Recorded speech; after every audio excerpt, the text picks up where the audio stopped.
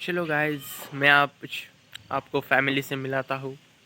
So guys ये है हमारे बड़े चाचा। अभी इनकी तबीयत ख़राब रहती है, नहीं तो इनके प्राइम में इनकी बॉडी बहुत बढ़िया थी, एक नंबर बॉडी थी। तो चलिए इनसे मिलते हैं। मैं हूँ समाधान और मैं हूँ चैतन्य का बड़ा चाचा।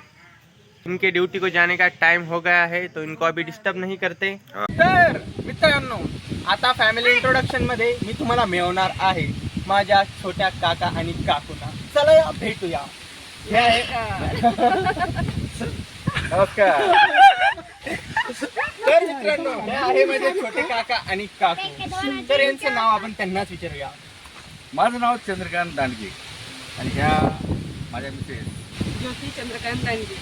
तर हे आहे माझे छोटे काका आणि काकू आणि लगेच आपण यांचे चिरंजीवी यांना भेटूया. इकडे या रे. माझं नाव उत्कर्ष दांडगे. तुझा? माझं नाव तेजस चंद्रकांत दांडगे. की समाधान दांडगे यांच्या मिसेसला भेटूया, कारण की समाधान दांडगे यांचं आपण कालच इंट्रोडक्शन घेतलं. आता माझ्या मोठ्या काकूचं इंट्रोडक्शन घेऊया. नमस्कार करा. या आहे माझ्या मोठ्या काकू. यांचं नाव आहे संगीता दांडगे. संगीता दांडगे. हाय आशा इंगळेबाई यांना. Hi guys. तर तुमचं नाव काय? माझं नाव उत्तम इंगळे आहे. काय आहे? इकडे सांगा. उत्तम इंगळे. उत्तम इंगळे. आणि आपलं मी आशा इंगळे. आशा इंगळे का? तशी तुमची आत्तू. तशी माझी आत्तू तुम्ही ओळखत असाल. आणि अशी वंदन का भारतामध्ये. आणि आणि आणि आता आपण यायचा मुलाला, बिबट्या डॉनला भेटूया आणि ऐमानशी यायला भेटूया. आहे यांचे एक चिरंजीव बिबट्या भाऊ इंगळे. यांना आम्ही लाडाने बिबट्या म्हणतो. तर यांचं नाव विचारूया. माझं नाव हर्षद इंगळे. आणि तुमचं नाव आता? माझं नाव मानसी इंगळे. आणि हे आहे मानसिंग. ही पापाची परी आहे गाईज. ही पापाची परी आहे गाईज. आणि मला तर तुम्ही ओळखत असाल, मी तुमचा लाडका चैतन्य. तर मित्रांनो, आज मी तुम्हाला मिळवणार आहे माझ्या घरातल्या सदस्यांना. तर हे आहे माझे बाबा. त्यांना आम्ही लाडाने दादा म्हणतो. माझं नाव गोविंद बुधाजी दांडगे. बाप, नावातच एवढा जोर आहे. तर आपण आता यांना काही प्रश्न विचारणार आहेत. तुमचं लहानपण कसं होतं? त्यावेळेला शाळा नव्हत्या, काही नव्हतं. मग नंतर शाळा चालू झाल्या त्या सापरामध्ये. सापराच्या शाळेत शिकलो बा मी थोडं थोडं. किती? चौथी चौथीपर्यंत फक्त. चौथी शिकली. आणि आज एवढं मोठं तुम्ही साम्राज्य उभं केलं तुमचं. मेहनतीमुळे झालं ते. मेहनत करावं लागली तुम्ही. त्या काळातली सगळ्यात चांगली गोष्ट कोणती होती? चांगली गोष्ट म्हणलं म्हणजे फक्त काम करावं.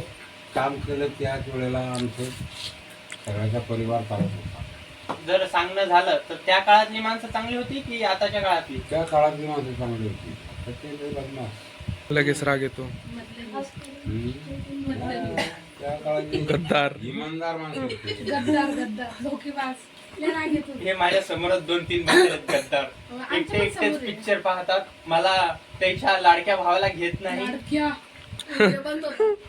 अरे काय? तुमचे शाळेचे दिवस कसे होते आणि कशा आठवणी आहे शाळेबद्दल? शाळेमध्ये त्यावेळेला आम्हाला दूध प्यायला राही. शाळेमध्ये दूध? हा, शाळेत दूध पाच देत होते आम्हाला प्यायला. जर समजा वेळेवर शाळेवर नाही गेला, कधी घरी राहिला तर आम्हाला कोल दांडा घालून आम्हाला शाळेत नेत होते. अरे बाप, खरं? हा, गोलदांडा घालून? गोलदांडा घालून कुठं? लाकूड घ्यायचे. चारी पायाचे हात, ते पाय हाताशी बांधायचे, त्याच्यात लाकूड घालायचं. आणि मग ते लोक काही जनावर लटकून नेतात का तसं लटकून नेत. अरे बाप, एवढं बेकार होतं? बापरे, आताची पोरं शाळेत जात नाही, नुसतं रडता. द्या ते दाखवा आमचे पोरं नुसतं रडत्या. आम्हाला पहिले उचलून येत होते. हे एक पोरग शाळेत जात नाही आता. देवावर आणि नशिबावर किती विश्वास आहे तुमचा? देवावर बी तेवढाच आणि नशिबावर तेवढा. जे नशिबात असलं तेच, जे देव ठरवत तेच नशिबात येणार. आणि संपूर्ण आयुष्याचा जर एक संदेश द्यायचा असेल तर आतापर्यंत मी एवढे दिवस सुखात गेले, यापुढे बी सुखात जाऊ दे. वय झाल्यानंतर काय जास्त काही कामधंदा करू शकत नाही. दुसरी गोष्ट काही मोठा मोठे कामं करू शकत नाही. टेक्नॉलॉजीने आयुष्य सोपं केलं की अवघड, तुम्हाला काय वाटतं? टेक्नॉलॉजी आता तर खूप सोपं केलंय. पहिलं पत्र पाठवा रे, पत्र लिहून पाठवा आई बापाला, मग ते लवकर वेळेवर भेटत नव्हतं. मग आज पाठवायचं 8-15 दिवस लागायचे. परत त्यांचं मग तिकडून ते आपल्याला प्रश्नाचं उत्तर पाठवायचे, आपण खुशाली पाठवायची. पाठवलं की ते आपल्याला 8-15 दिवस लागायचे. म्हणजे त्यांचा निरोप हे करायचं म्हणलं म्हणजे 1 महिन्याचा अंतर लागतं. आता मोबाईलमध्ये फोन केला की तो तिकडून बोलतो, मी इकडून बोलतो. त्याला पाहायचं असलं तर इकडून आपण फोन केला की तो तिकडून दिसतो, तो आपल्याला पाहतो. म्हणजे आता चांगलं वाटतंय, सोपं झालं. आणि जर तुम्ही पुन्हा आता तरुण झालात तर पहिले काय कराल? पहिले समजा खराब दिवस काढले, आता चांगले दिवस काढायचा प्रयत्न करावा लागत. आता खूप अवघड झालेलं आहे, लवकर नोकरी लागत नाही. स्वतः हिमतीवर नोकरीचा प्रयत्न करावा लागतो. कोणाला सांगून मी नोकरी देत नाही कुणी. आता मुलांना वाढवताना सगळ्यात मोठा धडा काय मिळाला तुम्हाला? तुम्हाला सगळ्यात कठीण काय गेलं? कठीण काय मला असं वाटलं नाही त्याच्यामध्ये कठीण, कारण की मोठा मुलगा खूप हुशार होता पहिलेच. भाऊ बहीण? आम्ही 6 भाऊ होतो, बहीण नव्हती मला. बहीण वारली होती. 6 भाऊ त्याच्या बळावर आई बापापासून दूर चालले गेले. त्याच्या स्वतःच्या पायावर उभं राहून कामाधंद्याला नोकऱ्याला लागून गेले. 4-5 मुलं झाले होते. पहिलीच मुलगी झाली, ती मुलगी वारली. त्यानंतर मग तुझे पप्पा झाले, तुझे अंकल झाले, समाधान अंकल. त्याच्यानंतर मग ही बिबटीची मम्मी झाली. त्याच्यानंतर तुला आहे ना मुलगा झाला डॉक्टर साहेब. 4 मुलं आहे, 1 मुलगी आणि 3 मुलं. या डबऱ्याचे पप्पा. तर दादा तुम्ही रिकाम्या वेळेमध्ये मित्रांसोबत काय करायचे? डबा पार्टी. डबा पार्टी. सारखी वारखी मित्र गेले आपले फिरायला. हॉटेलमध्ये यायचे, सारखी वारखी राहायचे. हॉटेलमध्ये जायचं, काही डबा पार्टी, काही असे काही तसे काही. आणि पहिली नोकरी तुम्हाला कधी आणि कशी लागली? पहिली नोकरी म्हणजे मी ढोरवळाला लागलो पहिली सुरुवातीला. पहिली स्टार्टिंग माझी खेड्यागावात पहिले ढोरवळाला पोरा जात होती ना. मग काही मालक लोक राहिले, शेतकरी लोक. मग ते ज्या पांगाड्या असायच्या त्याच्याकडे मजूर नाही मिळते त्याला कामाला, तर मग पोराला लावून आपण ढोरवळाला लावायची. तिकडे ढोरवळून आणायची, बांधून टाकली, काही आपल्या आपल्या घरी खेळायला. आणि केवढे किती लहान होते तुम्ही? 11-12 वर्षाचा. त्या काळात तुमचं आयुष्याबद्दल काय मत होतं? म्हणजे कसं जीवन होतं? त्यावेळेचं जीवन म्हणलं म्हणजे कामच जास्त करावं लागेल. कामच. तुम्ही पहिल्यांदा प्रेमात कधी पडला?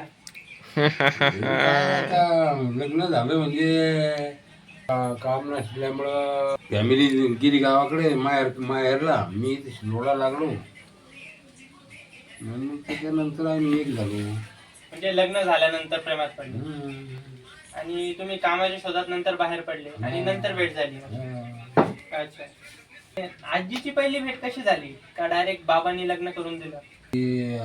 आजोबा आजीबा होते ना, आईचे आई वडील.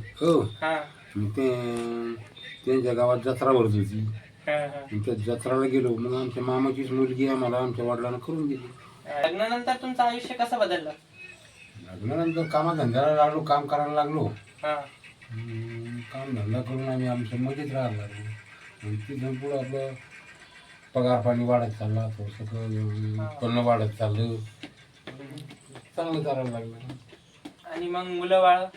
मुलं बाळा मग इथं कारखान्यावर आल्यावर आम्हाला मुलं बाळा झाली.